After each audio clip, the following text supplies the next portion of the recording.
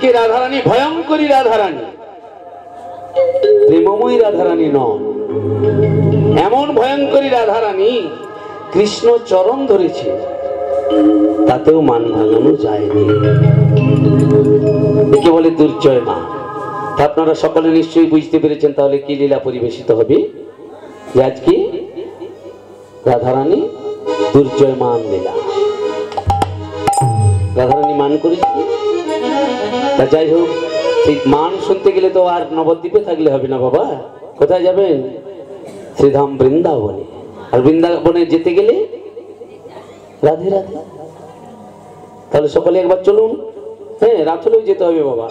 তবে কিসে যাবেন? মনোরথে। তো বৃন্দাবন ধাম অপার জপে যা রাধে রাধে, বৃন্দাবন ধাম অপার জপে যা রাধে রাধে, বৃন্দাবন ধাম অপার জপে যা রাধে রাধে, বৃন্দাবন ধাম অপার জপে যা রাধে রাধে, বৃন্দাবন ধাম অপার জপে যা রাধে রাধে, জপে যা রাধে রাধে, ভজে যা রাধে রাধে, জপে যা রাধে রাধে, ভজে যা রাধে রাধে, জপে যা রাধে রাধে, ভজে যা রাধে রাধে, জপে যা রাধে রাধে, ভজে যা রাধে রাধে, রাধে अरबेली सरकार जपे जा राधे राधे, वृंदावन जपे जा राधे राधे, वृंदावन जपे जा राधे राधे। जो राधा राधा गाए उसे प्रेम पदारथ पाए, जो राधा राधा गाए उसे प्रेम पदारथ पाए, राधा राधा गाए ओ प्रेम पदारथ पाए, राधा राधा गाए उसे प्रेम पदारथ पाए, उसे हो जाए उसे हो जाए उसे हो जाए बेड़ा पार, जो बेगा राधे राधे,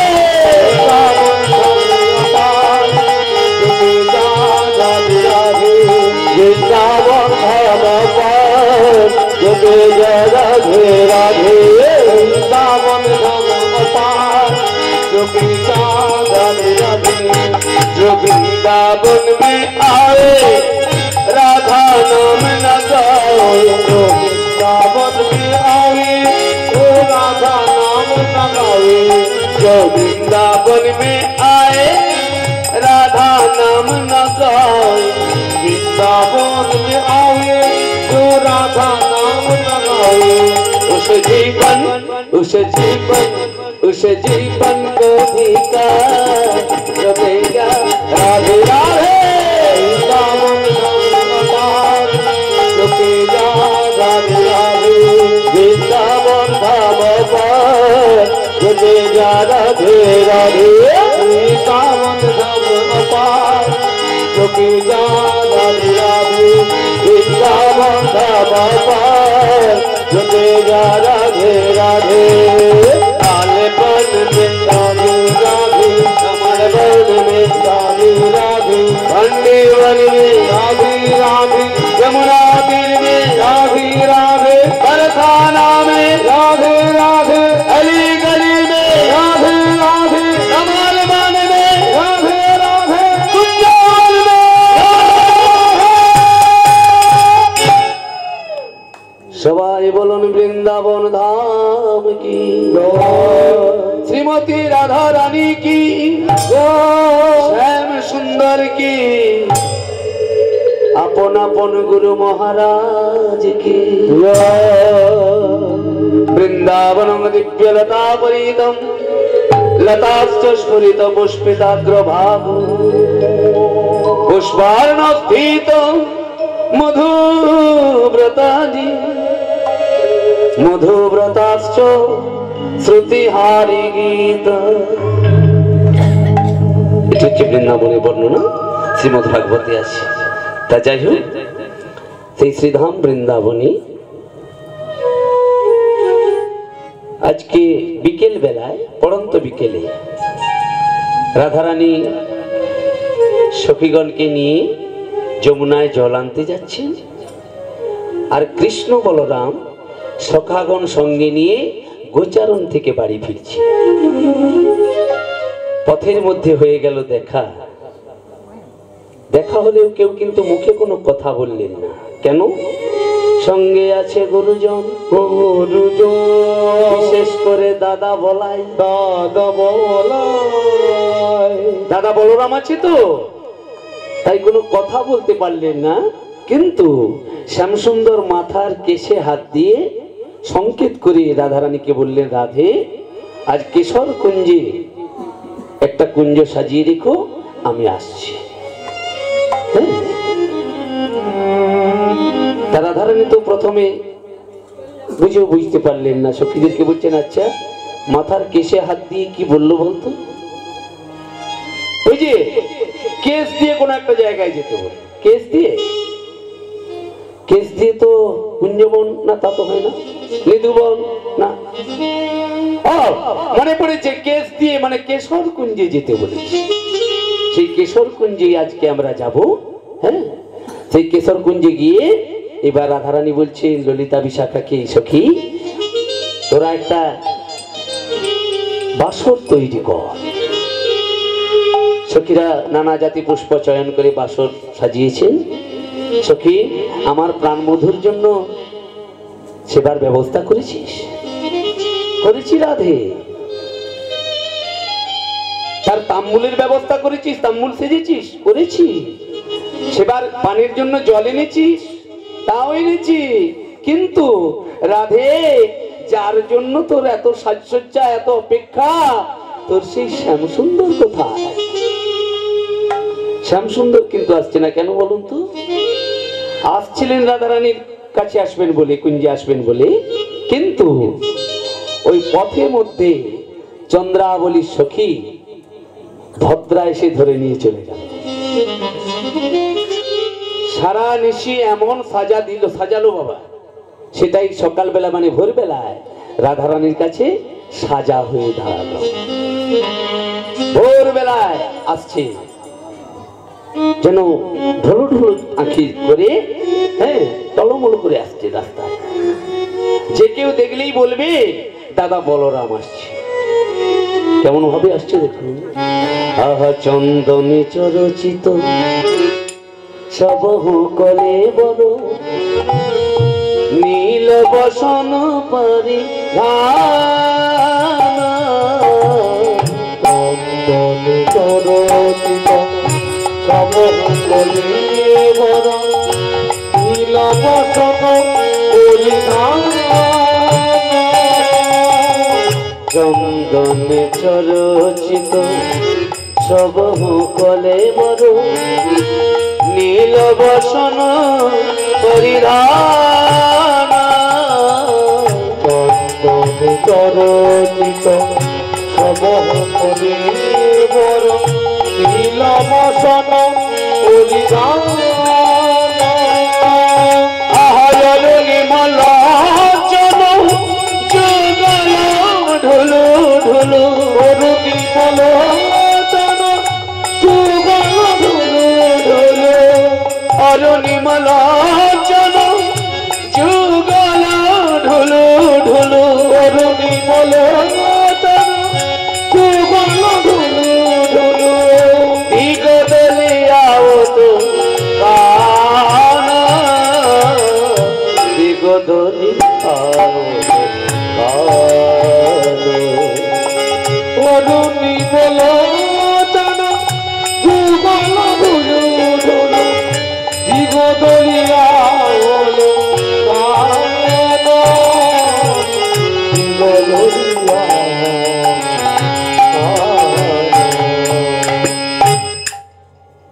অরুণিমলোচন যুগল ঢুলু ঢুলু, শ্বেত পদ্মের মতো নয়ন রক্তবর্ণ হয়ে গেছে। হ্যাঁ, যে কেউ দেখলেই বলবে দাদা বলরাম আসছে। কেন? পরনে আছে নীল শাড়ি, চন্দ্রাবলী শাড়ি পরিধান করে এসেছে। এইবার যেই না কুঞ্জে প্রবেশ করতে যাবেন, ললিতা বিশাখা বলছে দাঁড়াও শ্যাম সুন্দর, কি হলো কি হলো কি? মানে এই যে মান বাবা, এই মান কিন্তু দুই প্রকারের হয়, একটা অকারণ বা অহেতুক মান, একটা সকারণ বা সহেতুক মান। অকারণে কি মান হয়? কি গো বাবা, অকারণে মান হয়? মায়েরা তো ভালো জানবেন, মান তো মায়েরাই করেন, তাই না? বাবারা তো আর মান করেন না, বাবারা মান ভাঙান আর মায়েরা মান করেন। আমি বলছি না, শাস্ত্র বলছে অকারণেও মান হয়। কিভাবে হয়? যেখানে ভালোবাসা গভীর সেখানে কারণ ছাড়াই কিন্তু মান হয়। কিরকম? একটা উদাহরণ দিই আপনাদের কাছে।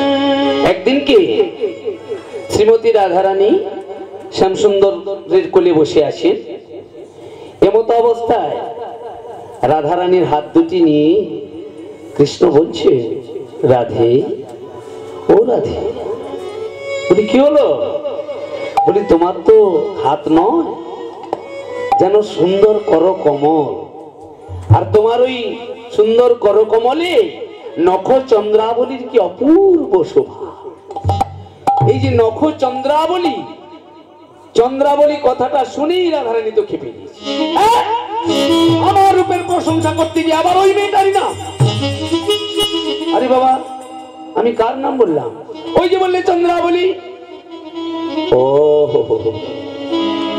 তোমার বোঝার ভুল হচ্ছে গো রাধে। কেন? তুমি কি জানো কতগুলো তারা যদি এক জায়গায় থাকে বাবা কি বলা হবে? তারা বলি। কতগুলো গ্রন্থ যদি এক জায়গায় থাকে তাকে কি বলা হবে? গ্রন্থাবলী। এই যে কতগুলো পদাবলী একসঙ্গে, পদ একসঙ্গে থাকলে তাকে বলে পদাবলী। আমাদের বাবুজি নিয়ে বসে আছেন গীত রত্নাবলী, মানে গানের কিছু রত্ন এক জায়গায় করা আছে এখানে। সেই রকম কয়েকটি চাঁদ যদি এক জায়গায় থাকে রাধে, তাকে কি বলে? চন্দ্রাবলী নয়। কিন্তু চাঁদ কই? এই যে তোমার হাতের এক একটি নখ বললাম, এগুলিতে এক একটি চন্দ্র। সেই জন্য বলছি তোমার সুন্দর করকমলে নখ চন্দ্রাবলীর কি অপূর্ব শোভা। ও তার মানে তুমি ওর কথা বলোনি? না না, কেন বলবো? এইরকম যদি অকারণে মান হয়, এই মান ভাঙাতে গেলে বেশি নায়ককে সাধ্য হয় না বাবা। ওই রামজীবন করে নিয়ে গিয়ে বিকেল বেলায় গরম জিলিপি হোক, ফুচকাই হোক আর বাদাম ভাজাই হোক খাইয়ে দেবেন, দেখবেন মান ভেঙে গেছে। অকারণে মান। কিন্তু যেখানে মানের কারণ একদম আয়নার মতো পরিষ্কার, সেই মান ভাঙানো এত সুন্দর, এত সোজা নয়। আজকে শ্যামসুন্দরকে জিজ্ঞাসা করছেন রাধারানী এবং সখীরা, যে শ্যামসুন্দর তোমার আসার কথা ছিল রাত্রি বেলায়, তুমি এলে সকাল বেলায়, ভোর বেলায়, বলি কোথায় ছিলে? শ্যামসুন্দর বলছে দেখো, তোমরা বিশ্বাস করো আমি চন্দ্রাবলীর কুঞ্জে যাইনি। ও মা গো, ঠাকুর ঘরে কে? আমি তো কলা খাইনি। ওই বললাম চন্দ্রাবলীর কাছে গিয়েছো, কিন্তু তুমি কোথাও তো গিয়েছিলে। তোমার শরীরের এক একটা চিহ্ন বলে দিচ্ছি। কি চিহ্ন বলবো? তোমার যে এত সুন্দর নীলপদ্মের মতো বদন, নীলোৎপল শ্রীমুখমণ্ডল ঝামর কাহে ভেল। নীলপদ্মের মতো বদন এমন ঝামা পড়ে গেল কেন? কৃষ্ণ কেমন উত্তর দিচ্ছেন দেখুন। নীলপদ্মের মতো নয়ন। ও হয়েছে, শোনো, জ্বর হলে কি কারো মুখ ট্যাস ট্যাসে থাকে গো? হ্যাঁ, কত নিশিতে মদনা জ্বরে তনু তাতল জাগরে নিশি গেল। মদনা নলে তনু তাতল জাগরে নিশি গেল। কত নিশিতে আমার মদন জ্বর হয়েছে। বলবো নীলোৎপল শ্রীমুখ মণ্ডল ঝামরু কাহে ভেল। নীলোৎপল শ্রীমুখ মণ্ডল ঝামরু কাহে ভেল। নীলোৎপল শ্রীমুখ মণ্ডল যামরু কাহে ভেলা তোল শ্রীমুখ মণ্ডল যামরু কাহে ভেলা মদন নালে তনু তাতল জাগরে মিশে গেল জাগরে মিশে গেল মদন নালে তনু তাতল জাগরে মিশে গেল জাগরে গত নিশীতে আমার মদন জ্বর হয়েছিল। ও তা না হয় মেনে নিলাম, কিন্তু শ্যামসুন্দর তোমার কপালটা থেকে একবার তাকিয়ে দেখো। সিন্দুর কাহে অলকা পরি চন্দন কাহা গেলা সিন্দুর কাহে অলকা পরি চন্দন কাহা গেলা ঘনশ্যাম ও হে ঘনশ্যাম সিন্দুর কাহে অলকা পরি চন্দন কাহা গেলা সিন্দুর কাহে অলকা পরি চন্দন কাহা গেলা। বলো সিন্দুর কাহে অলকা পরি চন্দন কাহা গেলা। তোমার কপালে সব সময় দেখি চন্দনের তিলক, এখন আবার সিঁদুর কেন? সিঁদুর সত্যি তো মনে পড়েছে, ললিতা বিশাখা মনে পড়েছে। কি করে এলো সিঁদুর? কালকে সখারা বললো কানাই সামনে দুর্গা পুজো, আমরা আজকে দুর্গা পুজো করবো। দুর্গা পুজো তো করবি, পুরোহিত কোথায় পাবি? কেন তুই আর প্রতিমা? আরে বাবা ঘটে পুজো হয় না? তা অবশ্য হয়, আজকে ঘটে পুজো করবো, গৌরী পুজো। তুই হবি বাবুন ঠাকুর। হ্যাঁ, এইবার যখন পুজো করলাম, ঘটে প্রণাম করতে গেলাম প্রতিবিধান স্বরূপ, তখন কি হলো জানো? সেই সময় ঘটের সিঁদুর আমার শিরে লেগে গেল। গিরি গোবর্ধনে গৈরি কোষে সিন্দুর করি মাল সিন্দুর পরিলে। গৌরী পুজো করেছিলাম। আচ্ছা আচ্ছা ঠিক আছে, মানে কৃষ্ণ বোঝাতে চাইছেন যে আমি চন্দ্রাবলীর কুঞ্জে যাইনি, আর রাধারানীও বুঝবার চেষ্টা করছে। বলি শ্যামসুন্দর একটু নিচের দিকে তাকাও। কি তুমি কি রঙের ধুতি পরো? নীলাম্বরী কাহে পহিরলি পীতাম্বর কাহা ছড়ি নীলাম্বরী কাহে পহিরলি পীতাম্বর কাহা ছড়ি নীলাম্বরী কাহে পহিরলি পীতাম্বর কাহা ছড়ি নীলাম্বরী কাহে পহিরলি পীতাম্বর কাহা ছড়ি কে দিলবা কে দিলবা কে নীলবা কে দিলবা কে দিলবা কে দিলবা কে নীলবা কে দিলবা কে নীলবা কে দিলবা নীলাম্বরী কাহে পহিরলি পীতাম্বর কাহা ছড়ি নীলাম্বরী কাহে পহিরলি পীতাম্বর কাহা ছড়ি। তুমি তো সব সময় হলুদ রঙের ধুতি পরো, এই নীল রঙের শাড়ি কোথায় পেলে? সত্যি তো মনে মনে ভাবছি তুমি চন্দ্রাবলী শাড়িটাই অন্ধকারে পরে ফেলেছি, কিন্তু এদেরকে তো বলা যাবে না, যদি বলে ফেলি ব্যাস মুশকিল। হ্যাঁ, ও কি করে হয়েছে জানো? এটা আমার নয়, আমি না হয় হলুদ বস্ত্র পরি, কিন্তু আমার দাদা তো নীল পরে। হ্যাঁ, কৃষ্ণের যুগে তো আর কারেন্ট ছিল না বাবা। বলছেন শোনো ললিতা বিশাখা, রাত্রিবেলায় দাদা আমি এক শয্যায় শয়নে ছিলাম, অগ্রযশনে পরিবর্তিত নন্দালয়ে ভরি।